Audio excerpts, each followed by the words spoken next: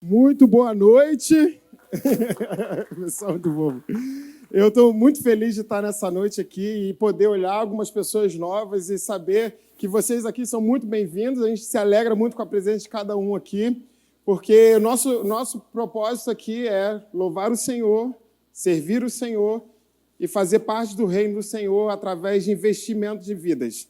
Se não for o propósito de investir em vidas aqui, a gente fecha nossas portas, porque a gente quer que pessoas possam entender quem é o Jesus Cristo para a vida delas, entender que Jesus Cristo é o centro da vida delas e que elas possam tomar decisões de mudanças de vidas para que o meio onde elas estão comece a ser transformadas.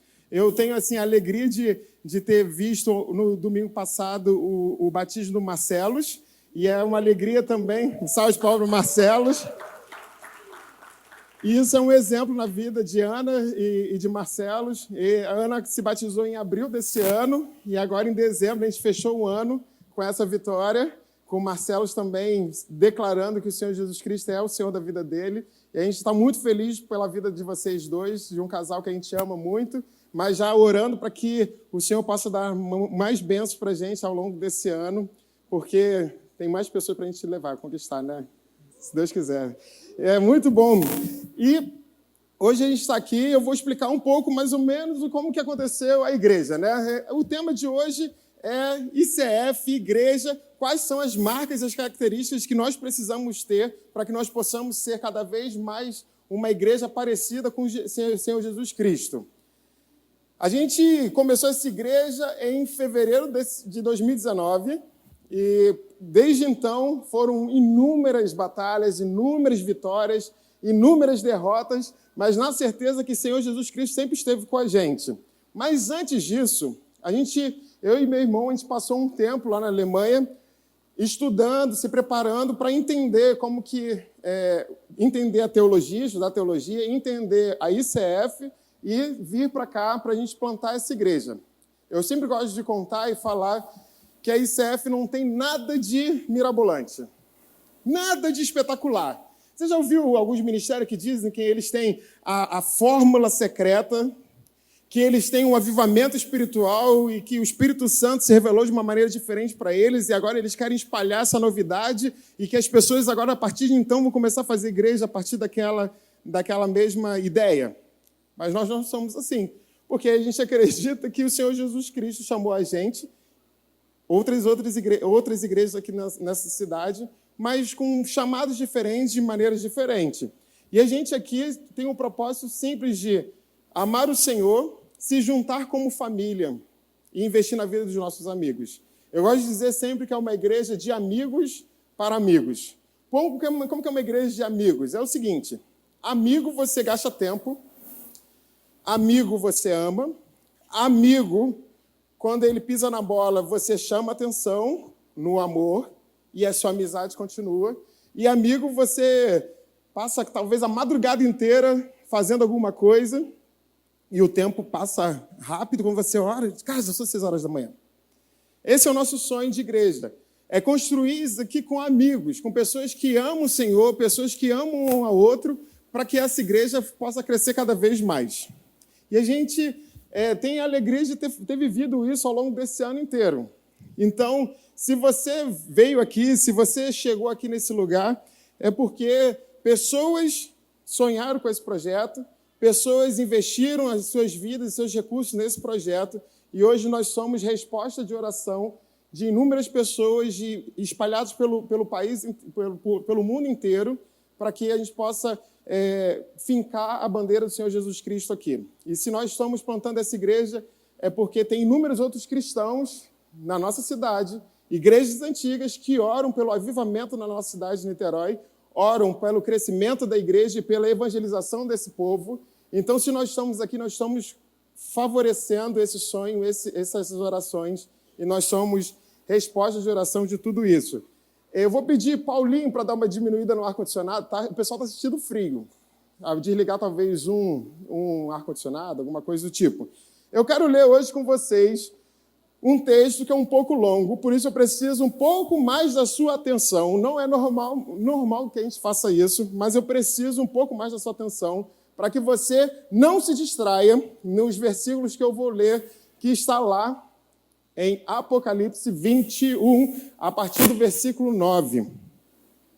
Vamos lá.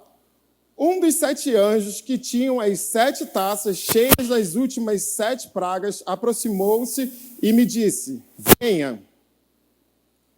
Vou trocar de microfone.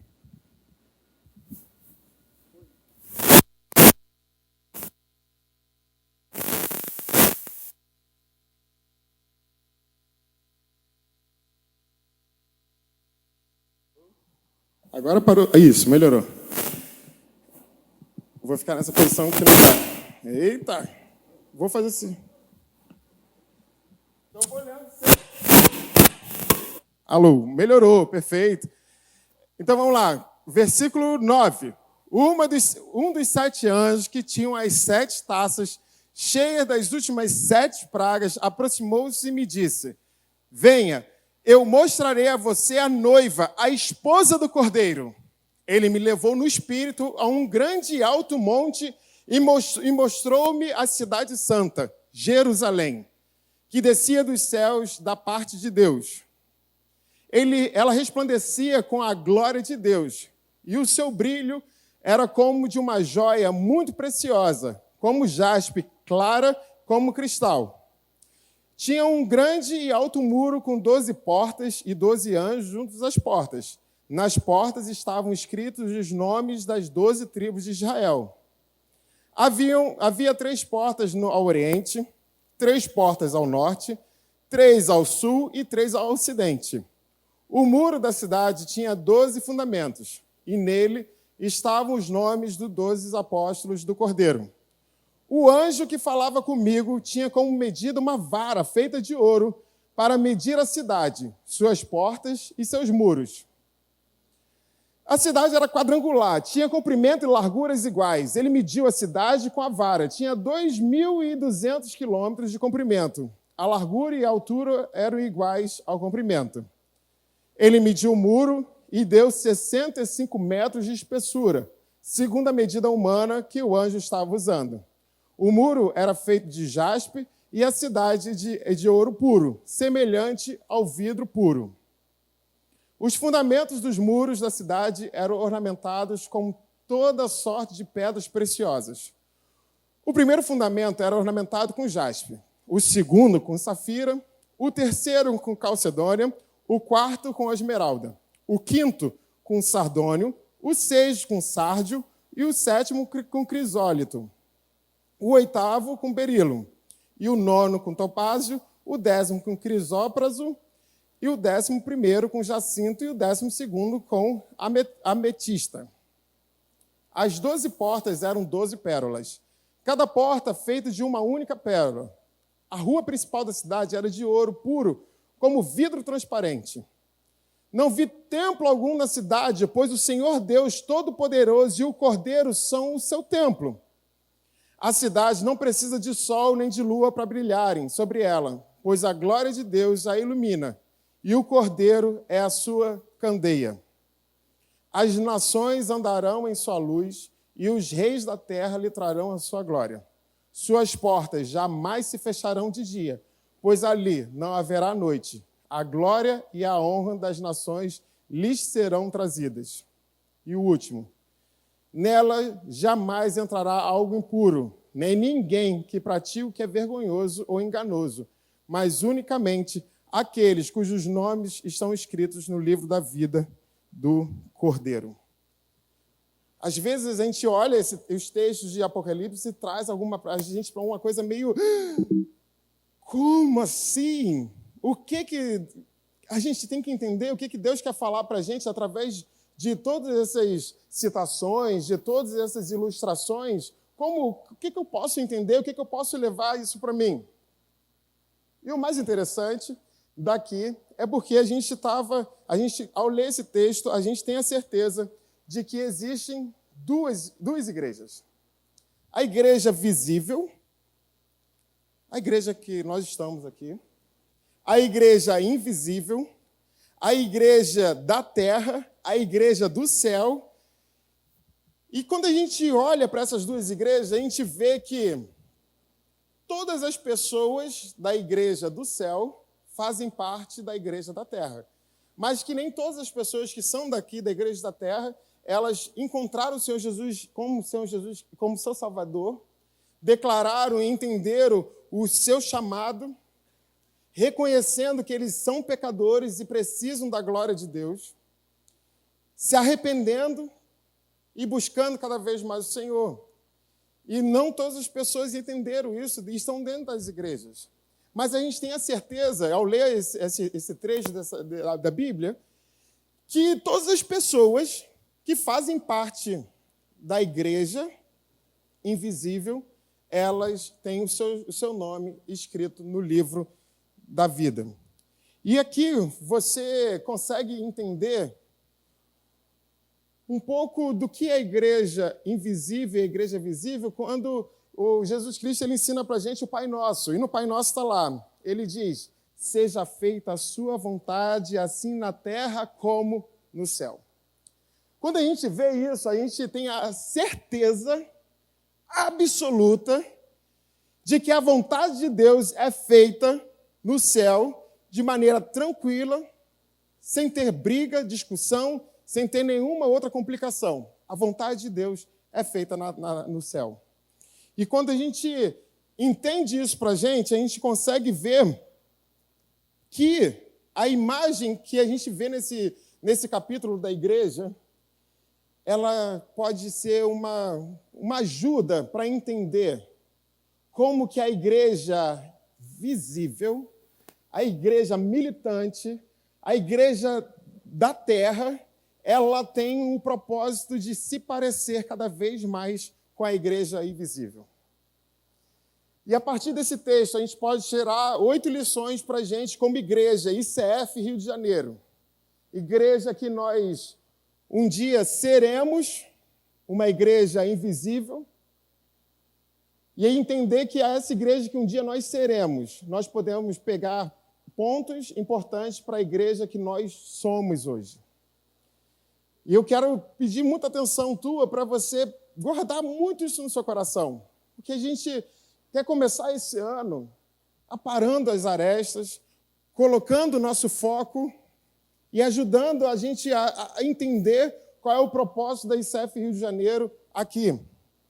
Eu quero ler com você o versículo 9, 10 e 11.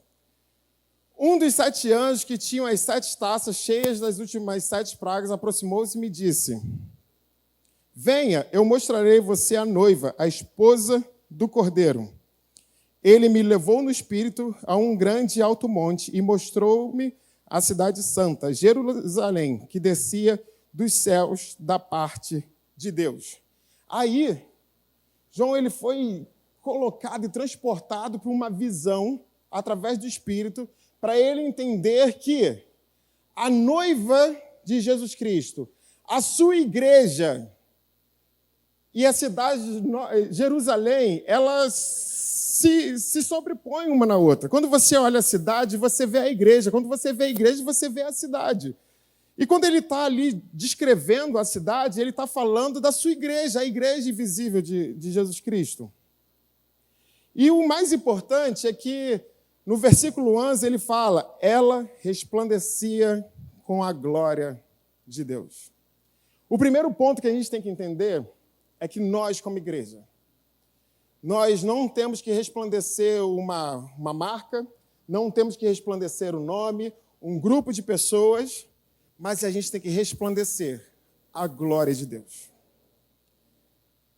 Resplandecer a glória de Deus é entender quem é Deus para as nossas vidas e fazer com que tudo aquilo que a gente faz, produz e prepara seja nas coisas mínimas e menos importantes que você acha que não é importante, mas que você coloca ali como menos importante, e as coisas mais importantes da igreja são tudo para a glória e honra de Deus.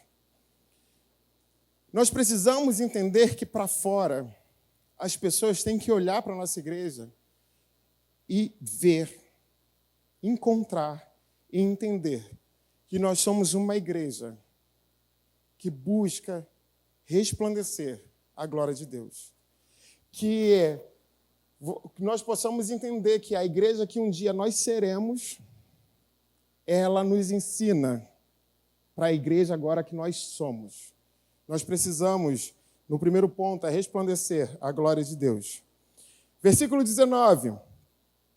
Os fundamentos dos muros da cidade eram ornamentados com toda sorte de pedras preciosas. O primeiro fundamento era ornamentado com jaspe, o segundo com safira, o terceiro com calcedônia e o quarto com esmeralda. A minha primeira formação foi em engenharia de produção. Eu não entendo muito de engenharia civil, não. Eu entendo mais de finanças, marketing, essas coisas. O pessoal diz até que eu não sou muito engenheiro como todos os outros engenheiros, como mecânica, civil, essas coisas são. Mas uma coisa que eu tenho certeza é que isso foge completamente uma ideia lógica de uma engenharia civil. Como que pedras preciosas eram colocadas como fundamento? Nenhum engenheiro antes ou hoje, ou engenheiros que ainda vão vir, eles vão entender que pedras preciosas eram para ser colocadas dentro de um fundamento. Mas aqui, essa imagem, essa ilustração serve para a gente entender que nós, como igreja, nós temos que resplandecer a glória de Deus para fora, mas, ao mesmo tempo, quando as pessoas entrarem nos detalhes, entrarem nas coisas mais pequenininhas da nossa igreja, nas entranhas da nossa igreja, elas precisam entender que aqui nós temos o valor. Nós temos que ter valor para fora e nós temos que ter valor para dentro. Nós não podemos esconder nada. Uma igreja com marcas fortes é uma igreja que entende que nós precisamos ser para fora da mesma maneira que nós somos para dentro. Quantas vezes nós já soubemos de histórias de igrejas que, quando você sabe a liderança daquela igreja ou o grupo que trabalha naquela igreja e aconteceu aquilo ou outro, você fica assim, gente, como isso pode ter acontecido? Que o Senhor possa guardar a nossa liderança, que o Senhor possa guardar o meu coração e o coração do meu irmão, para que cada vez mais nós possamos resplandecer a glória de Deus e que nosso coração seja guardado para Ele, para que quando as pessoas entrarem no nosso íntimo, eles possam encontrar Deus também. E os nossos valores estão nos nossos fundamentos. É na vida de cada um que está aqui. É na sua vida, quando você vem aqui e chega cedo para montar o som, na sua vida, quando você chega cedo para dar oi para a pessoa que está entrando, na sua vida, quando você simplesmente só visita essa igreja. As pessoas têm que olhar para a gente e encontrar esse valor, porque essa maneira ela é muito importante para que nós possamos se parecer cada vez mais com Jesus Cristo. E a igreja que nós seremos deve ser pedagoga para a igreja que nós somos hoje. Terceiro, versículo 14. O muro da cidade tinha 12 fundamentos, e nele estavam os nomes dos 12 apóstolos do Cordeiro. Quando a gente olha essa parte, a gente consegue retirar uma coisa super importante para a gente. O fundamento tem que ser na doutrina do evangelho da nossa igreja. Não é porque que é uma igreja moderninha, não é uma igreja que tem muito jovem, não é uma igreja que tem iluminação, que fica rodando e que o louvor é animado, que nós temos que perder as profundezas do fundamento da doutrina dos apóstolos, do evangelho de Jesus Cristo para a nossa vida. O importante é entender que o evangelho é o mesmo ontem, é o hoje, o mesmo que vai ser amanhã. Mas como igreja, nós percebemos que nós podemos sim pegar esse evangelho e entregar de uma maneira diferente, mais moderna, mais atual, uma coisa que fale ao coração das pessoas do dia de hoje. E como igreja, nós temos que constantemente se perguntar como que nós devemos fazer a igreja com a doutrina do evangelho antigo, importante de ser guardado, como que a gente tem que pegar isso e entregar para as pessoas da sociedade de hoje. Eu quero falar para você que o meu sonho é que o Benjamin está aqui na frente, deve ter 3 anos. Meu sonho é que daqui a 15 anos, quando ele tiver 18 anos, a ICF Rio de Janeiro tem que ser completamente diferente do que ela é hoje. Porque senão o Benjamin ele não vai ficar na igreja. Ele vai ficar e falar assim, não acho que esse negócio aqui está meio velho. Eu não gosto disso, não comunica comigo. Quando a gente entende que a igreja ela é feita para as pessoas de hoje, nós não somos agarrados em estrutura, em tradicionalismo, em tradições que seguram a gente percebe que o evangelho é o mesmo, mas que ele pode ser entregue de uma outra maneira. Mas entregar de uma outra maneira não quer dizer que nós vamos abrir mão dos ensinamentos, nós não vamos abrir mão dos valores cristãos, nós não vamos abrir mão do que a Bíblia é para a gente. Isso tenha certeza. Por mais moderna que essa igreja seja, nós não abrimos mão, porque nosso fundamento é o evangelho, é a doutrina cristã que o Senhor tem para nossas vidas. E por isso que a gente consegue retirar de que é uma igreja invisível e que a gente consegue levar isso como uma marca para a nossa igreja visível. Quero ler com você versículo 13. Havia 3 portas ao oriente, 3 ao sul e 3 ao ocidente. Quando você olha para esse versículo, uma coisa fácil de entender é que nós, como igreja, nós temos que ser uma igreja aberta para todas. Não importa das pessoas onde elas vêm, onde elas vão, o importante é que as pessoas se encontrem aqui um lugar onde elas possam chamar de casa. Quando a gente vê uma igreja com as portas abertas, a gente entende que as pessoas elas têm acesso liberado, acesso completo ao que o Senhor Jesus Cristo quer para a vida delas. Se hoje você está aqui é porque nós estamos nos reunindo para celebrar a maior notícia que uma pessoa pode entender na vida dela. E essa maior notícia ela deve ser anunciada para pobre, rico, branco, amarelo, negro, qualquer pessoa. Qualquer pessoa, independente da classe social, independente da raça, independente até da opção sexual dessa pessoa.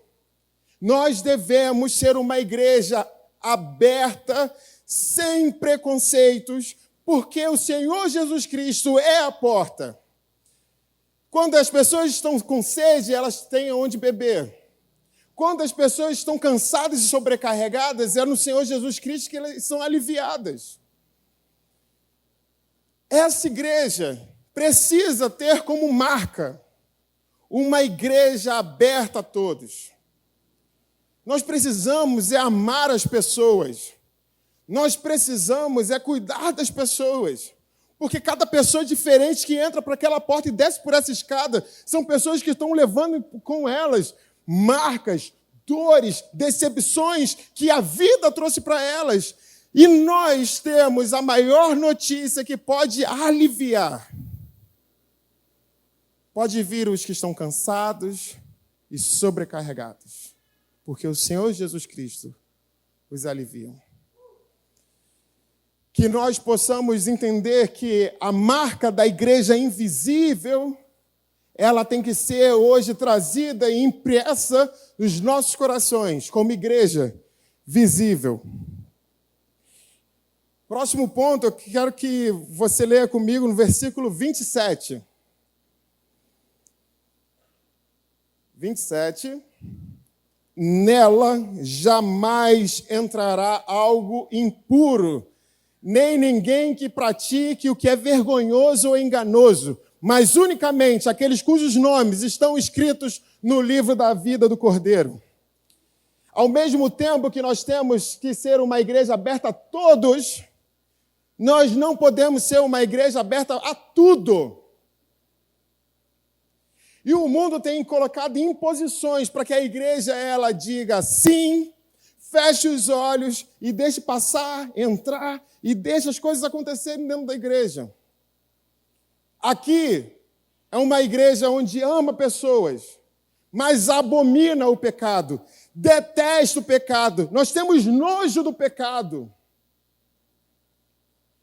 A igreja invisível, vão entrar nessa igreja as pessoas que não vão entrar com impurezas, não vão entrar pessoas que praticam o que é vergonhoso ou enganoso, mas vão entrar somente as pessoas que têm seu nome escrito no livro da Bíblia, da vida. Lembre-se, estar com o nome escrito no livro da vida não quer dizer nada do que a pessoa é, a opção que a pessoa tem, mas simplesmente diz o que ela reconheceu em Cristo Jesus, a sua vida pecaminosa, detestável, horrorosa, mas que ela precisa da glória de Deus. Nós, como igreja, amaremos a todos, mas nós, como igreja, nós não vamos aceitar tudo. Nós entendemos que a base da nossa igreja é o Evangelho, é a Bíblia, e que nós temos que orar para que pessoas possam vir aqui para encontrar o Senhor Jesus Cristo. Porque quando as pessoas são cheias do Espírito Santo, quando as pessoas são tocadas pelo Espírito Santo, quando as pessoas são atraídas, puxadas pelo Espírito Santo perto de Jesus Cristo, a vida muda. A vida é completamente transformada. A pessoa sai de um ponto e vai para um ponto completamente diferente. Porque esse é o propósito, é o chamado de Jesus Cristo para cada criatura que encontra Ele como Senhor e Salvador. Que as pessoas possam vir para cá entendendo que elas são amadas, porque nós amamos as pessoas, mas que elas aqui estão para estar numa caminhada, numa corrida. E eu adoro essa ilustração de corrida. Para mim, traduz muito o que é a igreja. Nós estamos no objetivo, no ponto final para ser alcançado. Está todo mundo correndo. Mas tem pessoas, assim como eu, que tem um pouquinho mais de peso e não consegue correr tanto quanto os magrinhos. Tem outra pessoa que tem um problema na perna e vai mancando. Tem outra pessoa que caiu, levou uns tabacos e está com o braço quebrado e tem que ir devagarinho.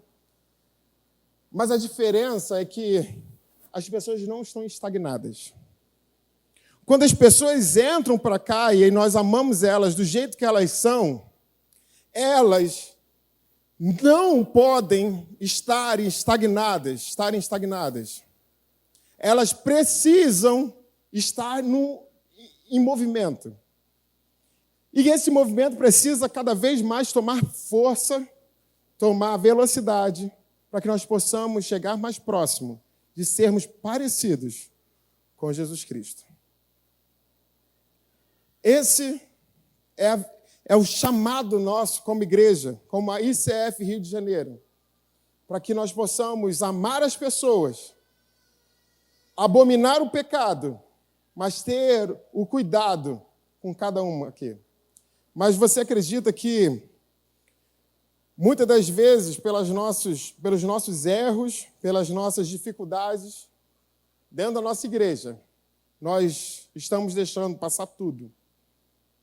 E, às vezes, a gente faz distinção de todos. Nós estamos aceitando tudo entrar dentro da igreja. Mas, quando nós olhamos para as pessoas, a gente olha e fala assim, você não. Você mora lá, você mora cá. Você não tem uma família igual como que é a minha. Você não é o exemplo daquilo que eu pensei que era um exemplo de um cristão. Mas a gente está aceitando o pecado dentro das nossas igrejas. Aceitando o pecado os pecados que estão destruindo as nossas igrejas. Quantas igrejas espalhadas pelo nosso país estão sendo arruinadas, estão sendo sacudidas, estão sendo acabadas pelo pecado. Enquanto nós temos que ir contra a maré, em olhar para aqueles que são pecadores, amar a cada um deles, para que eles possam se sentir em casa e chamar aqui de lar. Para que depois eles possam olhar para Deus e chamar a Ele de Pai. Esse é o nosso propósito. Que nosso dedo acusador não seja colocado, que as nossas falas não sejam usadas para machucar as pessoas e que as nossas ações não sejam feitas para que as pessoas sejam colocadas de lado e postas fora da nossa igreja. Que a marca da igreja invisível, da igreja triunfante, seja a marca da nossa igreja militante aqui na terra. Sexto, versículo 16. A cidade era quadrangular de comprimento e larguras iguais. Ele mediu a cidade com a vara. Tinha 2.200 quilômetros de comprimento. A largura e a altura eram iguais ao comprimento. Quando a gente olha esse versículo, a gente consegue entender que ali a igreja ela estava sendo comparada como uma cidade. E aí, quando você olha a cidade de Niterói, você sabe que tem bairros com um nível social um pouco mais desfavorecido, que não é tão legal de morar, outros bairros que são melhores. Pô, você tem Praia de Caraí, que mora talvez as pessoas mais ricas de Niterói. Mas quando a gente olha para cá, a gente vê que é uma cidade quadrangular, onde suas arestas elas são iguais. Isso quer dizer que não existe lugar mais favorecido ou menos favorecido que o outro. Na igreja, todas as pessoas elas estão juntas, iguais. Não tem um espaço mais favorecido. E o mais legal é que nessa ilustração ele mostra para a gente mais de 2.200 quilômetros de comprimento. É como se fosse você ir de São Paulo a Aracaju, eu acho. Isso, a São Paulo até Aracaju. Você já viu uma cidade onde tem um comprimento, largura e altura como de São Paulo a Aracaju? Isso é para mostrar para a gente que a igreja triunfante, a igreja que um dia nós seremos, ela é gigante, tem lugar para todas as pessoas, tem lugar para qualquer pessoa que tiver um encontro com Jesus Cristo. E que nós precisamos trazer cada vez mais pessoas a esse encontro. É um lugar onde não existe lugar favorecido ou desfavorecido. É um lugar onde nós vivemos de maneira plena, completa, o que é Jesus Cristo na vida de cada um. É um lugar onde a gente pode viver calmo, tranquilo, na certeza de que nós estamos perto do Pai. Próximo, sétimo, versículo 18 e 21. O muro era feito de jaspe e a cidade era de ouro puro, semelhante a vidro puro. 21. As 12 portas eram 12 pérolas, cada porta feita de uma única pérola. A rua principal da cidade era de ouro puro, como vidro transparente. Essa cidade, essa igreja é bela, é linda. E essa igreja é transparente. Não há nada debaixo, guardado, escondido, debaixo do tapete. Não há nada obscuro, não há nada escondido, não há nenhum outro segredo, porque é uma igreja transparente. E nós precisamos aqui, como igreja, ser uma igreja transparente. Eu vou contar para você uma coisa, que eu estava um dia no encontro de pastores da ICF, que foi esse ano, né, 2019, em maio. Não, outubro, nem sei. E aí o Léo, que é o pastor principal, que coordena todas as 78 igrejas, ele foi falar para a gente de uma situação de uma igreja que estava saindo de ser uma ICF. Aí ele contou a história, explicou a situação, e aí depois as pessoas perguntaram, mas você pode, por favor, contar realmente a história que aconteceu? Aí ele parou e falou assim, não existe história da história. Nós, como igreja, nós temos que prezar pela transparência. É chegar na frente das pessoas e falar o que realmente é. Você já esteve em algumas igrejas que as coisas são faladas de um jeito, mas por detrás tem a história da história, do escondido, que aí você sabe o que realmente aconteceu? Eu já vivi isso algumas vezes na minha vida. Onde as pessoas vivem aquela articulação política, aquele disse-me disse, aquela coisa obscura, até para que aconteçam as coisas. Nós, como igreja, precisamos ter uma marca da transparência. E que as pessoas possam olhar para a gente e nós possamos ser exemplo de igreja transparente, de cristãos transparentes, de pais, mães transparentes, de empregados transparentes, de chefes transparentes. Que as pessoas possam olhar para a gente e perceber a transparência de Deus nas nossas vidas. E o último ponto, lá no versículo 22, enquanto o Vitinho vem. Não vi templo algum na cidade, pois o Senhor Deus Todo-Poderoso e o Cordeiro são o seu templo. Vou ler de novo para você. Não vi templo algum na cidade, pois o Senhor Deus Todo-Poderoso e o Cordeiro são o seu templo. Algumas pessoas gostam de pegar esse versículo e dizem que a igreja não é o plano de Deus para as nossas vidas, porque diz que lá não vai ter templo. Que diz que as igrejas não podem funcionar porque lá é o plano de Deus que não tenha templo.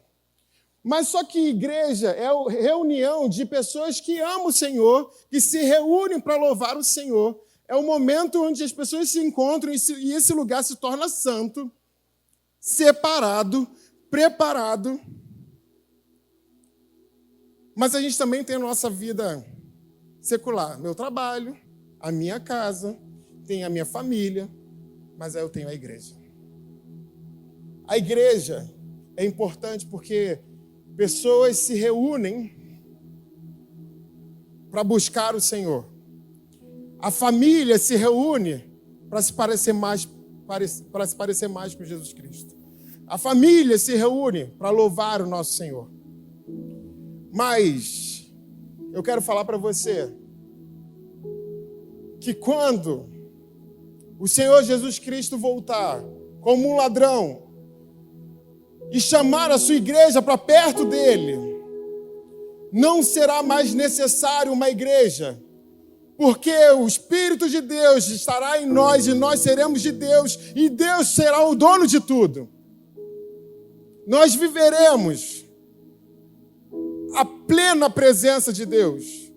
Nós viveremos o pleno cuidado de Deus sobre as nossas vidas. Nós viveremos num lugar onde não exista nada além do que o cuidado de Deus para as nossas vidas.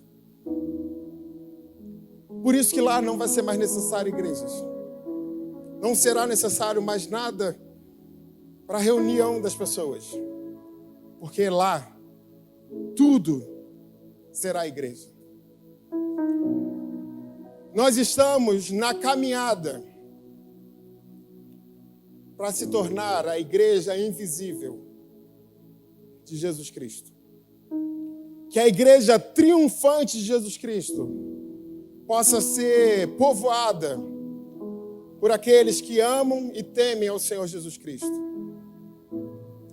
Que nós possamos olhar para a igreja invisível e reconhecer hoje marcas que a nossa igreja hoje precisa ter. E nós precisamos da presença completa, plena, forte do Espírito de Deus sobre as nossas vidas.